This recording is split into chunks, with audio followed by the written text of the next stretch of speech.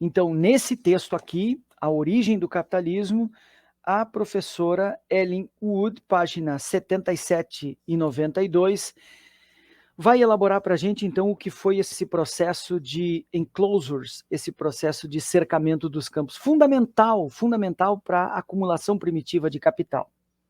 Isso nos traz a mais famosa redefinição dos direitos de propriedade, o cercamento. É comum pensar no cercamento como a simples colocação de cercas em volta das terras comunais ou dos campos livres, é uma ideia bastante idílica, parece até inocente, que caracterizavam algumas partes do interior da Inglaterra. Não é exatamente assim. É bem mais violento do que se pensa inicialmente. Ele significou, de forma peremptória, a extinção, com ou sem a demarcação física das terras, dos direitos comunais e consuetudinários, do uso dos quais dependia a sobrevivência de muitas pessoas, de amplas massas de trabalhadores camponeses. A primeira grande onda de cercamentos ocorreu no século XVI, veja, 1500 e pouco, a Europa tentando explorar, buscar matéria-prima fora do seu continente esgotado.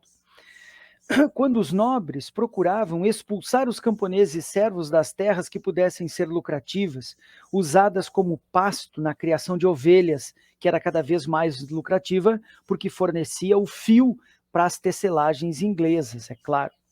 Os comentaristas da época responsabilizaram os cercamentos mais do que qualquer outro fator isolado pela praga crescente de vadios, homens sem patrão, pessoas que não tinham mais seu campo, mas também não tinham emprego na cidade portanto vadiavam no interstício entre campo e cidade. Despejados de suas terras, que vagavam pelo interior e ameaçavam a ordem social. E aí, claro, vocês vão conhecer essa grande metáfora utópica. O mais famoso desses comentaristas, Thomas More, embora fosse ele mesmo responsável por cercamentos, descreveu essa prática como a devoração dos homens pelas ovelhas. Olha que metáfora maravilhosa. A partir da Revolução Gloriosa de 1688, surgiu um novo tipo de movimento de demarcação no século XVIII, os chamados cercamentos parlamentares. Aqui, pontualmente, conceitualmente, os enclosures.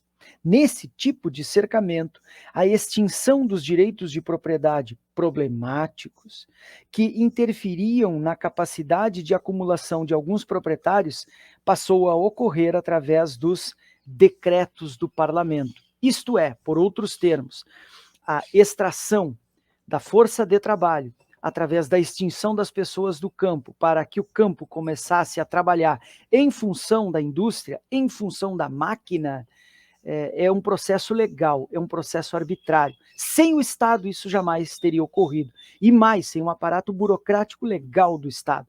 É por isso que sem Estado é impossível o liberalismo econômico, sem Estado é impossível o capitalismo.